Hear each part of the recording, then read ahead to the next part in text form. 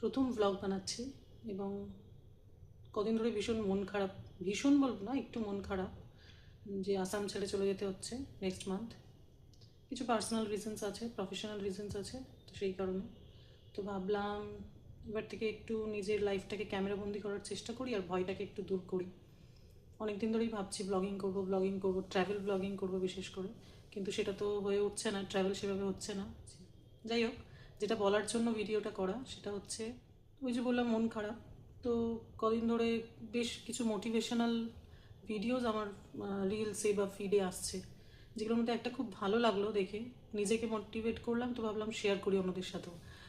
তো সেখানে বলছে যে যখন কোনো কম্পিটিশান হয়, প্রাইজ ডিস্ট্রিবিউশন হয় কোনো কম্পিটিশানে, তখন যে থার্ড হয় তাকে সবার আগে পুরস্কার দেওয়া হয় এবং তারপরে সেকেন্ড, তারপরে ফার্স্ট।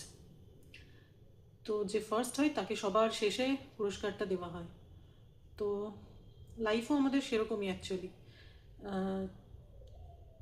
তোমার জীবনে তুমি যখন জিতবে বা তোমার মানে অনেকে মনে করে না যে আমার সময় কখন আসবে, সবার লাইফে এই হচ্ছে ওই হচ্ছে, আমার লাইফে কিছু হচ্ছে না, আমি কিছু করতে পারছি না।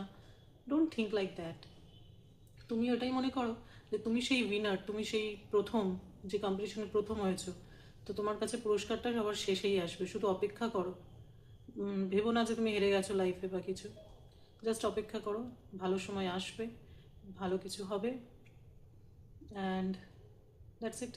অ্যান্ড যারা শেষ পর্যন্ত ভিডিওটা দেখলে, এখনও দেখছো, তাদেরকে থ্যাংক ইউ। চেষ্টা করছি, আশা করি তোমাদেরও মোটিভেট করলাম একটু। টাটা।